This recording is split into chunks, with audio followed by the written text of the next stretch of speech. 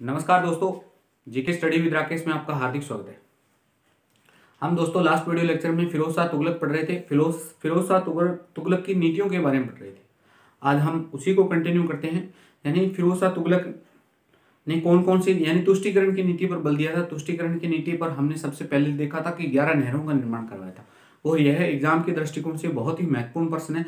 बार बार exam में यही पूछा जाने वाला प्रश्न है कि निम्न में से दिल्ली सल्तनत का वह सुल्तान जिसने सर्वाधिक नहरों का निर्माण करवाया था। तो आपका उत्तर आएगा फिरोज शाह तुगलक। अब फिरोज शाह तुगलक की बची हुई नीतियां हैं, उन पर आज हम चर्चा करेंगे। तो आइए दोस्तों स्टार्ट करते हैं। फिरोज शाह तुगलक यानी एफएसटी की नीतियां कि कौन कौन सी नीतियां थी। अगर आपने लास्ट वीडियो लेक्चर नहीं देखा है तो सबसे पहले वह देखेंगे, उसके बाद में आपको पूर्णतः समझ में आ जाएगा। इसने अमीर वर्ग को कैसे संतुष्ट किया है। नेक्स्ट टॉपिक निकल कर आता है, अमीर वर्ग को संतुष्ट किया। अमीर वर्ग को संतुष्ट किया। अमीर वर्ग को कैसे संतुष्ट किया? तो अमीर वर्गों के लिए इसने क्या किया? अमीरों का पद तुर्कों के लिए सुरक्षित कर दिया। अमीर का पद तुर्कों के लिए सुरक्षित किया। यानी अब तक योग्यता पर बल दिया जा रहा था। अलाउद्दीन खिलजी के बाद में, बलबन के बाद में, यानी योग्यता खिलजी वंश तो पूरे योग्यता पर निर्धारित था। पहली बार तुगलक वंश में अमीर वर्ग के लिए तुर्कों को लिए स्थान आरक्षित किए जा रहे हैं। अमीरों के लिए वंशानुगत व्यवस्था की शुरुआत की।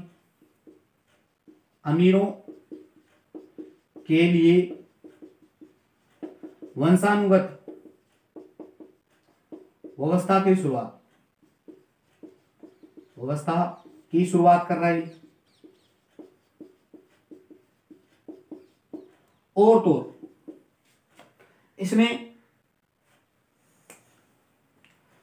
इस वंशानुगत व्यवस्था में इसने ये किया कि अगर कोई यानी किसी की मृत्यु हो जाती है, अमीर पद पर है और कोई तुर्क है, उसकी मृत्यु हो जाती है, तो मृत्यु के बाद में उसका पुत्र इस जो भी पद पर बैठेगा उसका पुत्र उत्तराधिकारी बनेगा। अगर पुत्र नहीं है तो दामाद बनेगा। अगर दामाद भी नहीं है तो दास इसका उत्तराधिकारी बन जाएगा। यानी अमीर को जो पद दिया गया था, वंशानुगत व्यवस्था की शुरुआत का मतलब यानी जिस पद पर मान लीजिए कोई पिता बैठा है तो उस पिता की मृत्यु के बाद में उसका पुत्र उत्तराधिकारी यानी उस पद पर बैठेगा। पुत्र नहीं है तो दामाद बैठेगा, दामाद नहीं है तो उनका दास। तो ये वंशानुगत व्यवस्था की शुरुआत करता है। अमीरों को नगद वेतन की जगह जागीर देने लगा। अमीरों को नगद वेतन की जगह जागीर प्रदान करने लगा। अब तक हमने देखा था कि अलाउद्दीन खिलजी ने नगद वेतन देना शुरुआत कर दिया था, लेकिन एफएसटी वापस क्या कर देता है? जागीर प्रथा की शुरुआत कर देता है। और सबसे बड़ा कारण पूछा जाए तो दोस्तों स्टार लगा लेना, तुगलक वंश का पतन का कारण पूछे ना तो तुगलक वंश का पतन का प्रमुख कारणों में से एक कारण यह भी है कि अमीर, हालांकि सभी कारण रहेंगे लेकिन प्रमुख कारण अगर आ जाए तो जागीर प्रदान करना ये बहुत बड़ी बात होगी। जागीरें दिए जाने लगी थी। तो ये इस प्रकार इसने अमीरों को संतुष्ट किया था। यानी आपसे पूछे कि अमीर वर्ग को संतुष्ट किया तो अमीर जो भी थे उनके लिए अमीर का पद तुर्कों के लिए सुरक्षित किया जाता है। अमीरों के लिए वंशानुगत व्यवस्था की शुरुआत कर दी जाती है। और तो वंशानुगत व्यवस्था में यानी जिस पद पर बैठे हुए व्यक्ति की मृत्यु हो जाती है तो उस पद पर उसका पुत्र बैठेगा, या पुत्र नहीं है तो दामाद नहीं है तो दास बैठ जाएगा। और तो इसने नगद वेतन की जगह जागीर देना स्टार्ट कर दिया था। और यही आगे चलकर तुगलक वंश की पतन का कारण बन गया था। तो इस प्रकार इसने अमीरों को संतुष्ट किया था। नेक्स्ट, उलेमा वर्ग को कैसे संतुष्ट किया इसने? उलेमा वर्ग को संतुष्ट किया। उलेमा वर्ग को कैसे संतुष्ट किया? तो मैंने आपको इस्लाम का उदय पढ़ाया था, हमारा पहला लेक्चर है। तो इस्लाम के उदय में मैंने आपको बताया था कि दो सल्तनत का एक शासक है और एक मुगल वंश का शासक है, जिसने शरीयत के अनुसार शासन किया था, यानी जिन्हें जिब्बती कहा गया था, शरीयत के कुरान के हुबहू। तो उन्हीं में से एक एफएसटी भी था। तो पढ़ लेते, शरीयत के हिसाब से शासन स्टार्ट कर दिया, शरीयत के हिसाब से।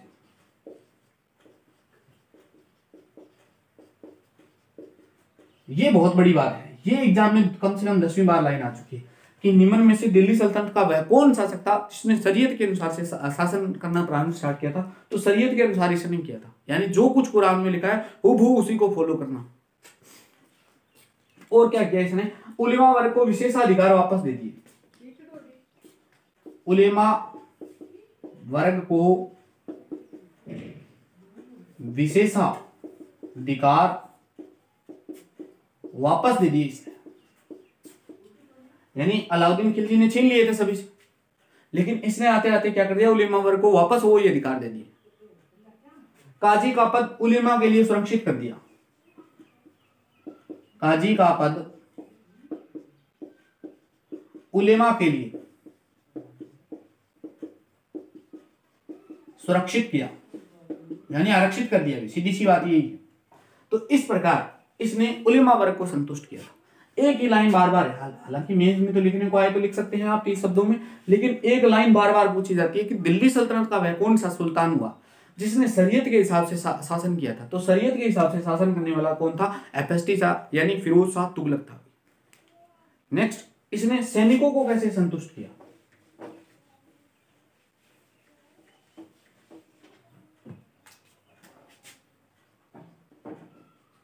सैनिकों को कैसे संतुष्ट, यानी सैनिकों को कैसे संतुष्ट कर रहा है। तो इसने सैनिकों को संतुष्ट करने के लिए क्या किया, यानी खुम्स तो आप जानते हैं, लूटा हुआ मन, लूटा हुआ धन। खुम्स में राज्य व सैनिकों का अनुपात, खुम्स में राज्य व सैनिकों का अनुपात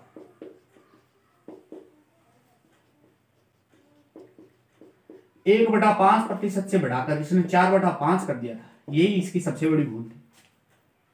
और तो इसका कमेंट भी है कि सर्वशक्तिमान, ये कमेंट बहुत बार पूछा जाता है, सर्वशक्तिमान अल्लाह, सर्वशक्तिमान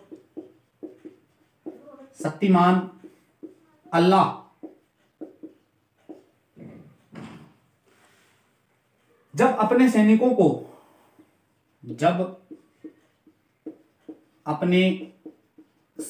को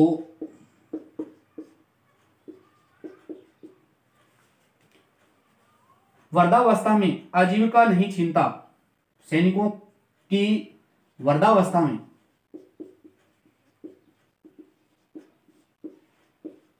उनकी आजीविका नहीं छीनता, आजीविका नहीं छीनता,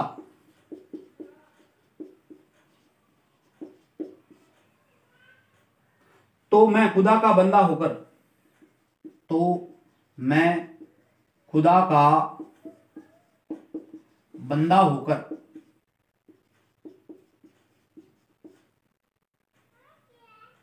सैनिकों को कैसे सेना से निकाल सकता हूं, सैनिकों को कैसे सेना से निकाल सकता हूं।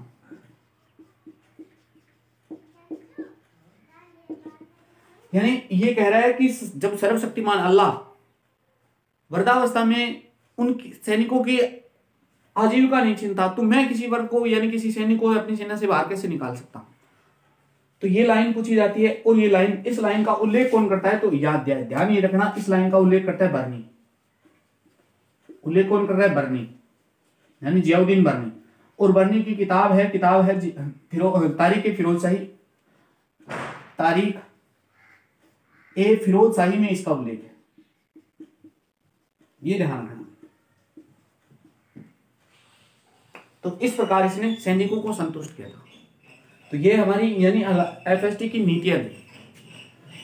यानी सबसे पहले तुष्टिकरण की नीति पर इसने कैसे बल दिया, तो यानी सभी किसानों को किस प्रकार इसने किसानों को संतुष्ट किया। फिर किसानों को संतुष्ट में इसने 11 नहरों का निर्माण करवाया था। फिर हमने देखा अमीर वर्ग को कैसे संतुष्ट किया। फिर हमने देखा कि कैसे किस प्रकार इसने उलिमा वर्ग को संतुष्ट किया, और वो तो और सैनिकों को भी संतुष्ट किया।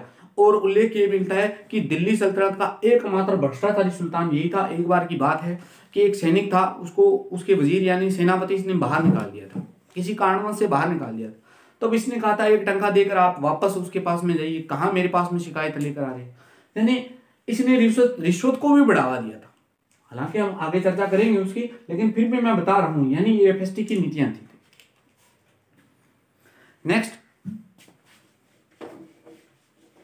ये थी एफएसटी की नीतियां। एक एफएसटी का वित्त मंत्री है दोस्तों, एफएसटी का वित्त मंत्री।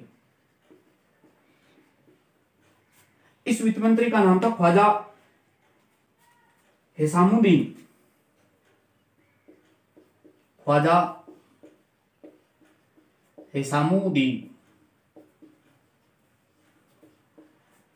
इस ख्वाजा हिसामुद्दीन यानी एफएसटी के वित्त मंत्री की खास बात है, ये बहुत एग्जाम के लिए बहुत ही महत्वपूर्ण है। पहली बार बजट का निर्माण या संकल्पना प्रस्तुत की थी इसने। पहली बार बजट का निर्माण,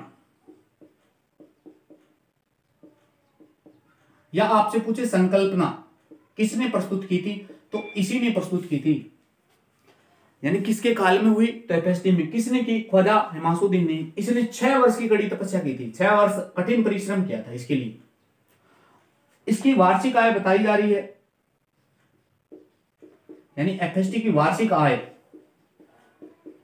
वार्षिक आय इनके अनुसार है, ख्वाजा हिसामुद्दीन के अनुसार 6 करोड़ 85 लाख टंका थी। 6 करोड़ 85 लाख टंका वार्षिक आय थी। इसने जो बजट प्रस्तुत किया था, यानी इसने बजट की संकल्पना दी थी, तो ये बहुत एग्जाम के लिए बहुत ही महत्वपूर्ण है कि दिल्ली सल्तनत का वह कौन सुल्तान था जिसके काल में बजट की पहली बार संकल्पना प्रस्तुत की गई थी, तो एफएसटी आएगा उत्तर। किसने प्रस्तुत किया था, तो ख्वाजा हिसामुद्दीन ने प्रस्तुत किया था, ये ध्यान रखना। इसने बजट में आय और व्यय का लेखा जोखा दर्शाया था। आय और व्यय, आय में इसने 36 कारखानों का निर्माण करवाया था, यानी इसके अनुसार बता रहा हूं। और व्यय, चलो सबसे पहले आय देख लेते हैं, इसकी आय में क्या क्या निर्माण करवा रहा है।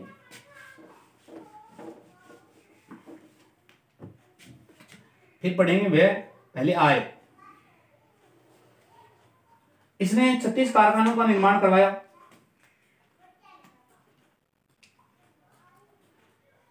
36 कारखानों का निर्माण करवाया इसने।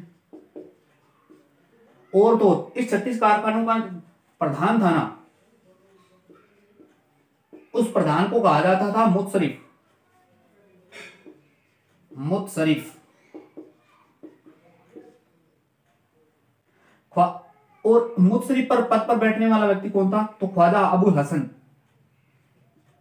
ख्वाजा अबुल हसन। इस 36 कारखानों में होता क्या था, तो वो भी देख लेते हैं। तो इस 36 कारखानों में रतीबी और गैर रतीबी, रतीबी और गैर रतीबी। अब रतीबी क्या होता है, तो पशु यानी मनुष्य व पशु वर्ग के लिए खाद्य पदार्थ का निर्माण होता था। मनुष्य तथा पशु वर्ग के लिए खाद्य पदार्थ का निर्माण।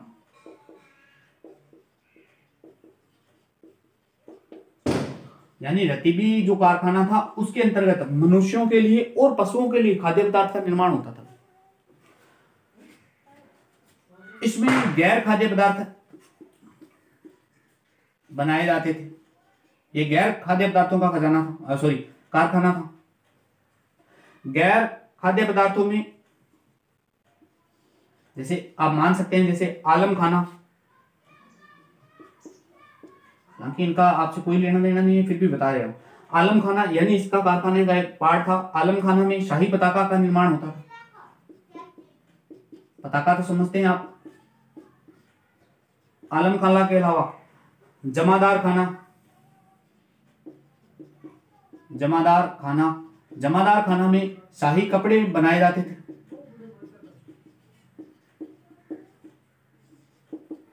इनके अलावा फराश खाना, फराश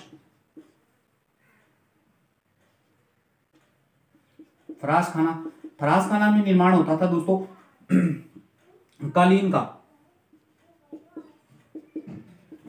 और तो एक और विभाग था, उसमें था रकाब राना। इसमें घुड़सवार थे ना, यानी घुड़सवार की साज सज्जा का सामान तैयार होता था। घुड़सवार की साज सज्जा। तो ये इस प्रकार के कारखानों का जो, यानी इस प्रकार के जो कार्य होते थे वो गैर रतीबी थे, और रतीबी कार्य यानी जिसमें खाद्य पदार्थों का निर्माण किया जाता था। मनुष्य व पशु वर्ग के लिए जो भी खाद्य पदार्थ बनाए जाते थे वो रतीबी में बनाए जाते थे। गैर रतीबी यानी इसमें गैर खाद्य पदार्थ बनते थे। कौन कौन से कारखाने थे? प्रमुख कारखानों का मैंने आपको जिक्र भी कर दिया। उल्लेख ये मिलता है कि इनकी वार्षिक आय थी ना, यानी रतीबी और गैर रतीबी की इनकी वार्षिक आय का भी उल्लेख मिलता है।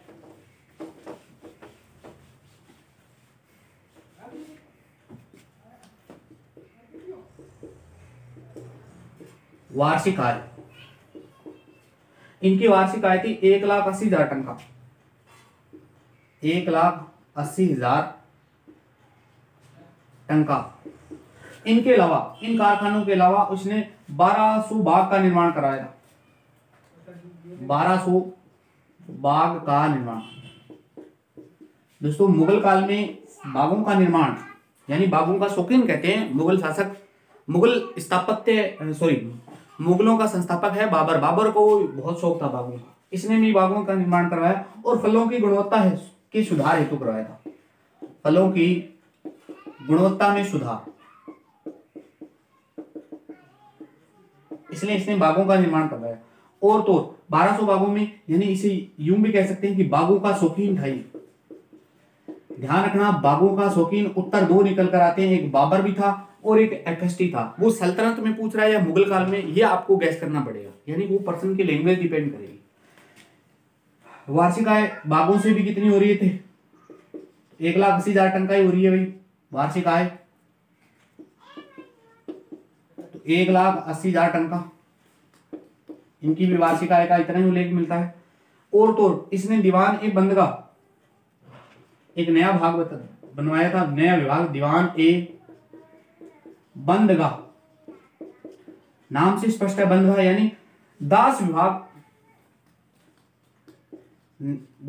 नया सर्जित किया था। नया दास विभाग सर्जित कह सकते हैं हम।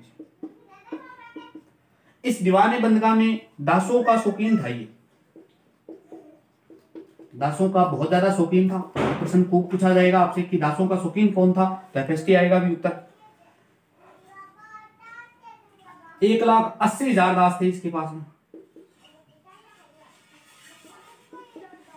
1,80,000 में से उल्लेख मिलता है कि 1,20,000 दास तो प्रशिक्षित थे, प्रशिक्षित दास थे।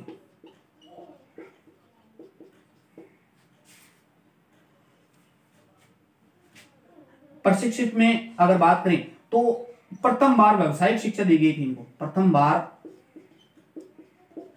व्यावसायिक शिक्षा प्रदान की गई थी। तो ये अगर इस प्रकार का प्रश्न बहुत बार एग्जाम में पूछा हुआ है, पीसीएस में और नेट जेआर में पूछा हुआ है कि प्रथम बार व्यावसायिक शिक्षा किसने प्रदान की थी, तो एफएसटी ने की थी दोस्तों, यानी इसके प्रशिक्षित दास थे 1,20,000 है।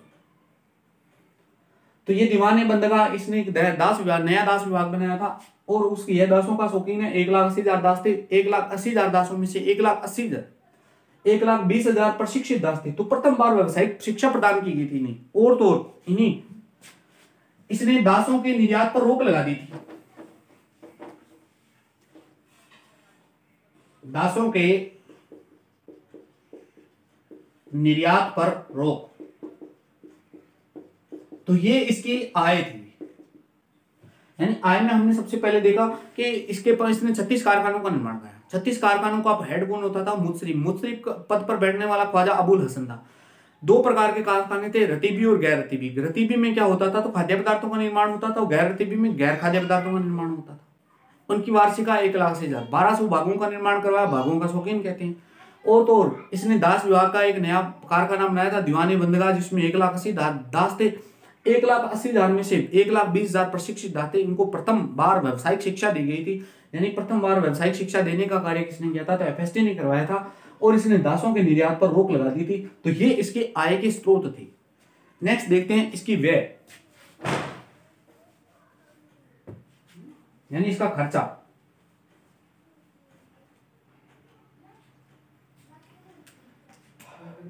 व्यय तो एक पद है, सॉरी एक विभाग है, दीवान ए इत्सियाक। दीवान ए इश्तियाक, ये पेंशन विभाग है। यानी पेंशन का कार्य, जो भी पेंशन वितरण वगैरह होती थी वो सब यही होती थी। आय का 1/4 भाग पेंशन के रूप में दिया जाता था। आय का 1/4 भाग पेंशन के रूप में दिया जा रहा है। और तो इसने रोजगार ए दफ्तरनामा खुलवाया था। रोजगार ए दफ्तरनामा, इसमें क्या हो रहा है? तो 14 वर्ष से अधिक है ना, जो भी मुस्लिम बालिग 14 वर्ष से अधिक मुस्लिम बच्चों को रोजगार प्रदान किया जाता था। मुस्लिम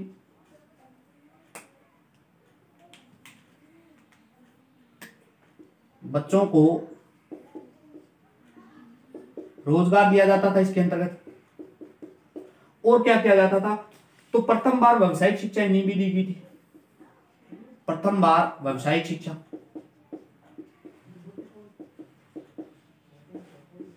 यानी व्यवसाय को बढ़ाने के लिए जो शिक्षा दी जा रही है उसे व्यावसायिक शिक्षा कह रहे हैं। और तो इसने एक और विभाग बनवाया था जिसका नाम था दीवान ए खैरात। दीवान ए इश्तियाक हो गया पेंशन विभाग। आय का 1/4 भाग पेंशन के रूप में दिया जा रहा है। रोजगार ए दफ्तरनामा, 14 वर्ष से अधिक उम्र के जो बालक थे, यानी मुस्लिम बालक, उन्हें रोजगार प्रदान किया जा रहा है। और तो प्रथम बार व्यावसायिक शिक्षा भी दी जा रही है इनको भी। और दीवान ए खैरात, एक विभाग है जिसका नाम है दीवान ए खैरात।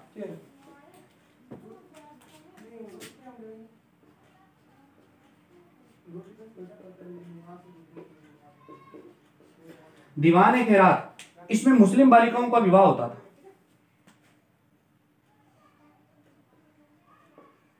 मुस्लिम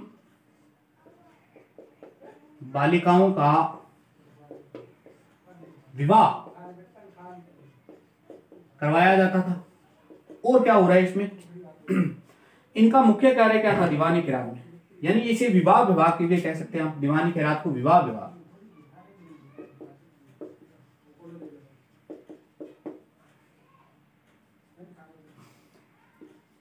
जबकि दीवान ए खैरात का मुख्य कार्य क्या था? तो जो भी अनाथ थे, अनाथ, विकलांग, गरीब, विधवा, इनका भरण पोषण की जिम्मेवारी इस कार्य की थी। यानी इनका भरण पोषण करने का कार्य कौन करता था? तो दीवान ए खैरात करता था। सार्वजनिक निर्माण विभाग, और इसने एक, हालांकि ये तो सार्वजनिक निर्माण विभाग की भी स्थापना करवाई, पीडब्ल्यूडी जिसे आप बोलते हैं। हालांकि अलाउद्दीन खिलजी के बारे में सबसे पहले अलाउद्दीन खिलजी ने करवाई थी। तो अलाउद्दीन खिलजी की बहुत महत्वपूर्ण है। अलाउद्दीन खिलजी के बाद में पूछे तो एफएसटी है। 2 प्रश्न पूछे जा सकते हैं। सार्वजनिक निर्माण विभाग प्रणाली का जन्मदाता कौन है? तो अलाउद्दीन खिलजी है। लेकिन दूसरा शासक पूछ लेना दोस्तों, तो दूसरा एफएसटी। तो ये इसकी व्यय यहाँ होता था। तो इसके व्यय, यानी व्यय कहाँ कहाँ होता था, ये हमने पूरे डिटेल से पढ़ा था। आगे हम फिरोज शाह तुगलक के सार्वजनिक निर्माण विभाग पर, यानी इसका सार्वजनिक निर्माण विभाग के अंतर्गत बहुत सारे कार्य करवाएगा। वो अपने आप में एक बहुत बड़ा चैप्टर है। इसने बहुत सारी सराय का निर्माण कराया, मकबरे, स्तंभ, नहरें, महल, मदरसा, मस्जिद, बांध, सराय, पुल, बहुत सारी चीजों का निर्माण करवाया था। तो वो हम नेक्स्ट टॉपिक के रूप में पढ़ेंगे। एक लंबा चौड़ा चैप्टर है दोस्तों। मिलते हैं नेक्स्ट वीडियो में। यह वीडियो आपको कैसा लगा, अच्छा लगा तो लाइक शेयर कमेंट जरूर करें दोस्तों, अपने मित्रों तक भी शेयर करें। धन्यवाद दोस्तों, मिलते हैं नेक्स्ट वीडियो में।